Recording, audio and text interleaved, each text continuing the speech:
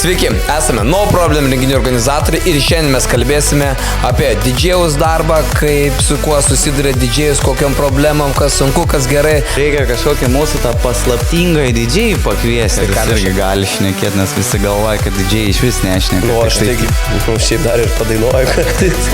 Kai čia nereikia, jūs kaip ryte tik atvažiuoja, didžėjus pultą ten pasiims, o sakau, kokios ten kolonėlės, kaip ką, kad žinot, nesuprasti. Tai džibėlinė kolonėlė. Nesame tie tokie, kurie pasikėlė, žiūrėti nosį, žinai. Ir... Gerai, Vytai paploja. Didžėjai Erikui. Sveiki, esame No Problem renginių organizatoriai ir šiandien mes kalbėsime apie didžėjaus darbą, kaip su kuo susiduria didžėjus, kokiam problemam, kas sunku, kas gerai. Na, žodžiu, viską apie didžėjaus darbą, paprastai kalbant taip. Nu jo, bet mes šiandien kažkaip neturim didžėjai, Vitalija išėjo pailsėti. Tai va, sakau, reikia kažkokį mūsų tą paslaptingą didžėjį pakviesti. Tai ką mes čia pakviesim? DJ. Man atrodo, Erikas, ne? Erikas,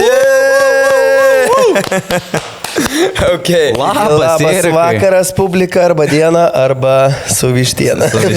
Nežinai, kas diena dabar ar naktis. Nu, žinai, aš nežinau, kada klientai arba žiūrovai žiūrės. Įsivaizduoju, mes turim jį parodyti, kad jis irgi gali šnekėti, nes visi galvoja, kad didžėjai iš vis nešneka. Nu, aš taigi palauk, aš taigi dažniausiai pasiemu mikrofoną pačioj pabaigoje, padėkoju, ačiū už renginį, pasakau, nu, šiaip dar ir padainuoju kartais. Nes dar pasakau ačiū, ne? Arba sakau, jūs tai kūrėsim grįžk. Ne, taip nebūna. Jūs tai prašau išleisti. Dažniausiai tai būna, kai mikrofonas testuojas, jis išeina, tas kol susijungia tą savo įrangą ir tada prasideda. Ok, nu ką, Erikai, iš tikrųjų, daugam turbūt kyla klausimas, kas tas didžėjus daro ir jisai ten yra muzikos paleidėjas. Ne, aš esu daugiau muzikos, nebent galėčiau būti paleidėjas, kol kažkas trumpam išeina. Bet realiai, kokia funkcija, ką daro tas didžėjai, dai pabiški, ką daro didžėjai apskritai? Tai kaip liaudiškai tariant, paspaudžia mygtukus ir viskas. Jo, ir kojam. O jeigu rimčiau, tai daro didžiulį darbą. Tai viską pradėkim nuo to, kad suplanuoja, suorganizuoja, surengia įrangą, sunešioja ją galų gale, sutestuoja kaip garsas, visą vaibą palaiko viso renginio metu, papildo vedėją, pertraukas užpildo ir dar galų gale dabaigia renginį. Gerai, va taip, jeigu taip įmanta, jeigu pasako, mums reikia DJ 6 valandom, ar galėtum pasakyti, kiek iš tikrųjų tada va tam laikė paros dieno, iš tikrųjų būna, nes tos, kiek laiko dirba tas vedėjas, ar 6 valandas dirba, ar daugiau, ką jis dar daro? Šiaip galiu, aišku, pasakyti, viskas priklauso nuo to, kur renginys, pradėkim nuo to. Tai tarkim, Klaipėda. Nu, jeigu Kaunas. Klaipėda, jau 12 valandų. Ne, jeigu Klaipėda, tai automatiškai dasideda, 6 valandos, kelionė pirmyn atgal, tai jau dasideda 6 valandos. Tarkim, mane ten Kaunas, tai 2 valandos dasideda. Tai susiruošimas, susikrovimas į transportą, atvažiavimas ir grįžimas 3 valandos. Paruošimas ir išsiruošimas, nežinau kaip pasakyti, dar po 2 valandas, tai jau žiūrėkim, jau gaunu 7 valandos. Atgrojimas ten 6 valandos. 13. Tai jau skaityk 13 valandą neturim. Ir dar... Susitvarkymas? Čia jau susitvarkymas skaičiuotas, taip. Bet tai dar tu prieš renginį ruošiesi, nes pamiršti. Faktą, kai baigi renginį, dar atsisveikins svečiais kokį pusvalandą dėti. Jo, nesame tie tokie, kurie pasikėlė, žiūrėti nosį, žinai, ir išeis iškart tik baigęs, viskas, ne jokio viso gero, nieko. Mes dar išeinam, atsisveikinam, būnam kultūringi, mandagus. Tai, gerai, dėkim dar pusę valandos. Ir pasiruošimas prieš renginį. Nu tai žodžiai, jeigu tu išvažiuoji Kauną... Jo, jeigu į Kauną, tai apie 15 valandų. 12 valandų, nes dauguma visi galvoja, kad ačiū, pagroju. Ne, 12, 15. Spaudinėja mygtukus. O turi įtakos, pavyzdžiui, įrangą, kokią tu važiuoji, kokią renkiesi, sakykim taip, nes daug kas įdomu. O tai ką čia tik kolonėlis ir kažkokios šviesos, ar kažkas tai, ar kainai turi įtakos, ar tai neturi įtakos, ar tau pačiam tai turi įtakos, ar neturi įtakos? Tai faktas, kad turi įtakos, tai čia, žiūrėk, yra paprastas dalykas, kad išgėrusiam žmogui, visada garso per mažai. Nu, visi davai dar garsiau, jau tu ten sėdi, realiai nieko nebegirdi, jau tau užė ausis ir taip toliau. Jie sako, davai dar garso, dar reikia, dar ir vis važiuoja. Jeigu silpna aparatūra, nu tai faktas garsas nekokybiškas, netaip skambės. Žmonės net nesuvokdami, kad jie suvokia garso kokybę, nu gali netaip vaibinti. Realiai, jeigu bloga garso kokybė, jie net patys nesuvokdami to, mažiau to vaibo, mažiau to excited, žinai, bus. Nu. Žiūrėk, to toksai klausimėlis, Ibiza kolonėlė, Bluetoothinė, pagrotum renginį? Ne, nu tai aišku pagročiau, gal. Bet ar važiuotum? Tai aš visų pirma pradėkim nuo to, kad nuo to ir prasidėjo viskas. Nuo tokių, žinai, kolonėlių mobilių ir... Ne, aišku, įmanoma, žiūrint, jeigu tu kažkokioj vonioj, žinai, grosi. tai gali ir su ta paprasta mobilė kolonėlė. Aš atsimenu per vieną renginį, prieš tai užsakovas klausė, aš klausiu, ar yra įranga kažkas. Jo, mes sako, turim įrangos, visko, tai jums čia nereikia, jūs kaip Britė tik atvažiuoja, didžiajus pultą ten pasiims, o sako, kokios ten kolonėlės, kaip ką, kad žinot, nesuprasti. Tai džibėlinė kolonėlė, o ten gal 200 kvadratų patalpa, žinai. Jo, kalbant apie aparatūras, kai klientai turi, pavyzdžiui, irgi su kavinėm, sakė, turės, tarkim, aš buvau vienas ten vedėjas, pusiau dydžiai, čia irgi tie pirmieji renginiai, atvažiuoju ir gerai, kad pasiėmė nors kažkokią savo kolonėlę. O ten tas kolonėlės, tos kavinės, žinot, kaip būtų tokia. Jo, čirškančios, jokių žemų, nieko. Mikrofonas buvo. Taip.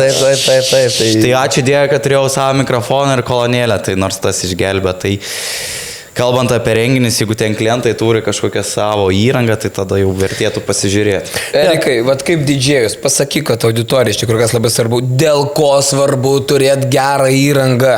Tai faktas, kad dėl renginio kokybės, nu tai čia, ir mums lengviau dirbti, ir renginys kokybiškas bus, ir realiai su bloga aparatūra tu gali sugadinti renginį. Pradėkim nuo to, kad jį gali strikti, gali garsas nekokybiškas būti. Čia, jeigu nėra kokybės, tai ir pats tas vedėjas skambės kaip, aš nežinau, kaip žinot, kažkoks tenai per raciją, žinai, duodamas komandos. Tai faktas turi būti gera, kokybiška įranga. Aš nesakau tenai koncertinė, žiūrint vėlgi. Jeigu labai daug žmonių, didelė aplinka, tai turi būti koncertinės tos kolonėlės. Nu, įsivaizduok, buvom tam renginį, kur dainavo grupė 2. Ir jeigu, tarkim, su GBL-ais primesk, su GBL-ais. Ne, man įdomu, kaip žinai, man atrodo, tas technikas būtų, sako, gal jis kėtram. Su ta daina, ir aš skrendu, jau garsistas mūsų pro duris. Nėra garso. Jis atidaro duris, pasižiūri su GBL-ais, net nieko neklausęs, uždaro ir bėga ieškoti. Uždaro, sakys, koncertuokit, patys savo. Ok, tai vat kalbėjom apie tas, gerai, pasiruošimas, paėmė tokią dalį, pasiruošimas. Dėl ko svarbu tą pasiruošimą ir apskritai dėl ko reikia ruoštis? Na, kaip ir viskas aišku, muzika, didžėjus kažką paleis, ar tai, ką tu ten ruošiesi? Tai jeigu taip iš tos nematomos pusės, tai mes visada darom individualius žaidimus, programas ir taip toliau. Be garso takelio žaidimams ar tenai visam kitam programos daliai, tai būtų nesąmonė. Tiesiog ta prasme emocija muštų, neprofesionalu būtų. Tai visų pirma reikia pasiruošti tam. Visa kita, tai mes žinom, belė kiek dainų, ta prasme ten tūkstančiais tų dainų, skirtingų stilium, bet mes nežinom, ko klauso klientai. Ta prasme, jie gali vieni klausyti ten techno, kiti gali ten žemaitiškas tenai, arba tenai, nežinau, kaimietiškas, ar kiti šiuolaikišką to popsą. Vėlgi, šiuolaikiškas popsas vieniems yra žemaitukai, donatai, kitiems yra Jessica Shai-Baumila. Ir irgi, tu negali nei to žinoti, tu gali renginio metu testuotis, pabandyti tas, bet aš manau, kad dar profesionaliau, jeigu tu jau žinodamas kaip kas, ir tu jau nuo pat renginio pradžios gali nesimėti nebėgti, nesitestuoti, o tu jau gali kokybiškai atlikti savo darbą. Tai su ta muzikom faktas, nes daug kas būna irgi, man reikia šiuolaikiškos muzikos, o ką reiškia šiuolaikiška, man šiuolaikiška galbūt klubinė. Tai kas groja, radijai, dar. Bet buvo kiti, tai sako, tegul didžėjus atsiunčia visą savo muziką, mes įsirinksime. Aš bandau įsivaizduoti, kaip tai turėtų atrodyti, žinai. Aš atsiunčiu 1000 dainų, ne? 6000 dainų, žinai, atsiunčiu ir tai va, aš iš šitų kažką paleisiu, žinai, ką nori paklausyti. Ta prasme, jo, mes galim tokį dalyką padaryti, jeigu tik reiktų, žinai, bet aš įsivaizduoju, kiek klientui darbo būtų atsirinkti, jisai už galvos užsiimtų ir sakytų. Tai dėl to mes turime labai gerą dalyką, tai anketą. Taip, anketą, kuri pildo gražiai, va, pasirenka grupės, įdeda savo playlistą ir tada rami galva būna. Gerai, dabar vyksta balius, tarkime, negerai, žmonės, tarkime, įsirinko stilių ten šiuolaikišką popsą, įvardinkime taip, ne, ir ateina kažkas ten į svečių, vyksta balius ir paprašo, nežinau, butkutės, tarkim, ten tų senų dainų, ten, nemylėjau tavęs. Ar panašiai. Vat kaip tau pačiam, ką tu darai, ar leidi, ar ne, vat kaip šitoj vietoj? Aš šiaip dažniausiai leidžiu, jo, bet aš neleidžiu iš karto. Nėra taip, kad atėjo, manęs paprašė ir davai, aš iš karto puolu, nutraukiu, ten krojau klubinės. Ir sako, ateik paleis butkutę, gerai, viskas, važiuojame, eik šok, žinai. Ne, nedarau. Kažkuriam iš mūsų renginių buvo tokia situacija, kad tu leidi tokia jau gana tokia greito ritmo muziką ir visi jau pasikūrė. Klubinė dar kitaip. Ne, ten toks jau kaip... Ne, ten jau labiau toks reivas hardcore'as buvo. Ir tada kažkas vietoj 200 bitų paprašė, kad 100 bitų paleistum. Ten Jessica ar kažkas. Jo, tai būna ir tokių situacijų. Ir ne tai, kad tu, ta prasme, būtų kultūringai ir sakytų, tavęs paklausų, ar gali paleisti ar dar kažką. O čia būna dabar. Ir įsivaizduok, visi taškosi tenai belė kaip išsitaškė ir o dabar paleisk, apkabink mane, žinai, tipo. Ta prasme, ir žinai, ir sakai, aš paleisiu, bet eigoj, davai nedarom, nešokinėjom BPM-ais, aš pabiški nuleisiu tą mūdą, ne, galbūt jie pavargo, aš nežinau, gal realiai, jeigu buvo 10 dainų prieš tai, kur taškės belė kaip, ir jau nori biškį palsėti, žinai. Bet aš tikrai nedarysiu taip, kad iš tokio, žinai, nebent jau ten aš neįsivaizduoju. Aš tai padaryčiau. Ne, gali padaryti. Bet visi tada suprantate, žvilgsniai į dydžiai, ką jis daro, kas su juo negerai iš karto. Man yra buvę iš viso žiauriausias toks nutikimas, kad sako, paleist tą, kaip nori, taip paleidi, žinai, ten buvo žiauriai rami ir tokia senas gabalas, kur tikrai ne visiems tinkantis, aš dabar net neįvardinsiu, kas ten buvo, bet žodžiu, paleistų šitą, čia būtinai reikia. Ir tas žmogus, kuris sėdėdavo visą laiką, visi šoko, o jisai sėdi ir toks rodo nepasitenkinimą, žinai, negroja mano muzika, žinai, nežinau ką daryti, žinai. Tipo, davai einu, pakirkinsiu, aš didžėjų, žinai, paleisi tą dainą. Aš jau matau, kad jis, jau žiauriai nori tos dainos, viskas. Gerai, galvoju, sekančią paleisiu, pažiūrėsiu. Kartais gali padaryti tą tokį, žinai, kad, realiai duoti pailsėti žmonėms, kad gal kojų nebevaldai, žinai, ant tiek jau išsitaškė. Paleidau tą dainą, visi atsisuko į mane, žinai, tipo, ką tu čia paleidai, žinai, kokia čia nesąmonė. Ir aš žiūriu į tą žmogų, kuris paprašė, nes aš galvau, galbūt čia kokia nors sentimentali daina, to Hebro, žinai. Žiūriu, jis mane taip rodo, tipo, devilas danelis. Tu kaltas, kad paleidai. Ir išėjo, atsisėda, žinai, ir aš toksai... Bet tai kaip, žmonės, pavyzdžiui, tiek yra, aš taip galvoju, bet nesupratingi iš tikrųjų. Dabar vyksta balis, visi šoka ir jis vienas savo galvoja, kažkokio norėtų, tai tu jaus, kur esi, pradėkim, nori savo muziką, pasidaryk savo šventę, paimk, užsakyk pas didžėjų, kad savo takelį, kad graraštį paruoštų ir viskas leis, bet kažkieno kitas balis, tu agresyviai eini prie to didžėjaus, prašai tos muzikos. Ir taip, aišku, kurie švenčia, pasako, kad nekeiskit stiliaus, judėkit savo ritmu. Viskas tada būna, viskas gerai, viskas pagal tik sudėliota.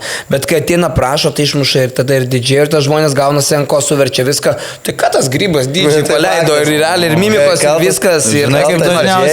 Bet aš pradėjau, žinai, ką daryti, kartais vis tiek pasilieku, ne kartais, aš visada pasilieku su didžiajumi iki pabaigos, tai pakuriu visus, tai dar pašokam ir taip toliau. Bet ką pradėjau daryti, tai tiesiog, jeigu matau, kad tiesiog lempinė daina, tai pasakau, į mikrofoną pakeičia tą. Ir čia yra nuo Petro užsakymas, prašau šitos dainos. dainos. Nu, kad nuimti, nes Jo, bet žmonės šiaip realiai supranta, tikrai. ir tada tas Petras visi, ir tipo, Petrai, ką tu durnas, ką tu Jo, padarei? realiai tai tikrai šitas labai gerai suveikia. Jeigu tu matai, kad tikrai ne į temą lempinė daina, nu ta prasme tikrai būna užsakė, nu lempiniai visiškai, žinai, kad neis. Nu bet tavęs reikalauja. Aš, pavyzdžiui, esu iš tų didžėjų, nu kur aš bandau pristaikyti prie visų. Aš noriu, kad visiems patiktų, tiktų. Nu įsivaizduok, dabar tu atėjai į balio, ne, ir nu tau netinka ta muzika. Galbūt tu nori tos vienos dainos per tą visą vakarą, tu būsi laiminga, žinai. Nu tai aš ją paleisiu, žinai. Bet jeigu matau, kad tikrai ne į temą, tai aš kartais sakau, o dabar prasideda tenai koncertas, pagydavimų koncertas, žinai, ir paleidi, ir tada du nuo savęs nusimetė atsakomybę, kad galbūt netiks. Jo, labai gerai kažkam atsakomybė. Bet jeigu aš mes- paspausiu, sakysi, vedėjas paleido, ne? Ne, tai palauk, tai kaip būna. Visai, žinai, mes grojam, tipo kažką ten, aš ten užkūrinėjau viską ir jūsas tai paleis tą dainą. Aš sakau, netiks. Sako, paleis. Sakau, žiūrėk, karočiui, jūs tai varau aš parūkyt, davai tu paleis tą dainą. Bet ir paleidai, ir paėmė. Taip, dažnai paėmė. Aš ką darau irgi, pavyzdžiui, tik su tavim važiuojam, aišku, tik su Andrium važiuojam ir tai labai paprastai irgi, kol nueina, tai aš tada paleidžiu kažką, pažiūriu, paeksperimentuoju, jeigu ką, manęs, nu aš nedidžiai, Jo, aš nu, vedėjas. jo. Bet žiūrėkit, žmogų kartais pailsėt. būna atrandi, žinai, žiūriu, tuks, opa, šitas eina. Tai irgi toks, na, aišku, čia taip neturi būti, faktas, mes suprantam, bet čia daugiausiai taip atsitinka tada, kai žmogus pats nepatikė muzikos, kokios jis norėtų. Ir auditorija labai, na, miksuota, skirtingų amžiaus grupės, miksuota, nepatikė, ko norėtum, neužpildo muzikos takelio to anketos, vardinkime taip, ne? Na ir atsitinka, kaip atsitinka, ir dar reikia tyrinėti dar pusę vakaro, į kokį stilių žmonės su muzika. Bet ką aš pastebėjau Geriausia žinot. praktikoje, kai anketas nusinčiau, o atrodo ten ir kas pasižiūri, sako, kaip aš čia pagrosiu.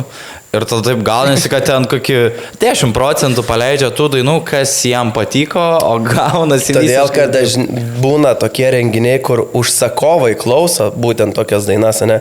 Bet svečiai neklauso jų. Ir svečiai visai ką kitą klauso. Bet tu bent jau vis tiek turi tą startą, nuo kur tu gali pradėti eksperimentuoti, žinai. Tai vis tiek yra gerai žinoti pradžioj, ko nori klientas. Ir tada jau tu žiūri, ką ir žmonės nori, ko žmonės nori. Ir tada arba klientas tolerantiškas, arba ne. Jeigu netolerantiškas, nu, sorry svečiai, bet, nu, užsakovas yra užsakovas, leisi ką. Bet dažniausiai, nu, tolerantiški būna tie vis patys užsakovai ir žiūri, kas publikai patinka labiau. Nu, Jo. Su klientais aš pats kalbuosi, jeigu taip žiūri. Su klientais. Su klientais, kai kalbuosi, jeigu taip paprastai, tai būna irgi sakau, jūs pasirink, kai likit kuo daugiau muzikų, kokių norėtumėt girdėti savo šventės dieną, bet nepamirškit ir svečių, nepamirškit, jeigu ką ir vyresnių, kad būtų irgi toks miksas, kad nereikėtų, paskui nebūtų kaip staigmena.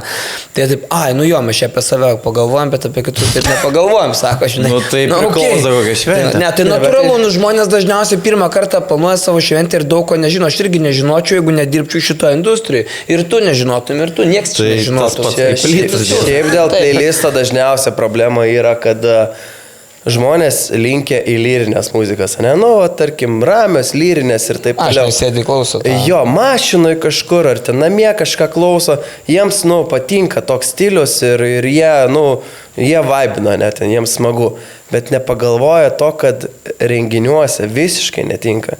Nu, visiškai netinka. Ir jie esu tikrai nekartą susidūręs su tokiu playlistu, kur nei vienos dainos, nei vieno atlikėjo, per kurį gali šokti. Ir tada už galvos susijėmęs galvoja, o kaip dabar buvo, žinai. Ir tada keiti stilių. Jo. Ne, bet tada jau žiūri pačiam renginį. Žinai, mes turim tų žaidimų, ten kažką su dainom, kažką ten paleidi per žaidimus kažkokią dainą. Tu jau iškart matai, ką žmogus klauso, ant ko labiau linkia. Nu, ta prasme, tu programos metu tu dar perfiltruoji viską ir tada galutinis rezultatas būna sudėjus į bendrą katilą.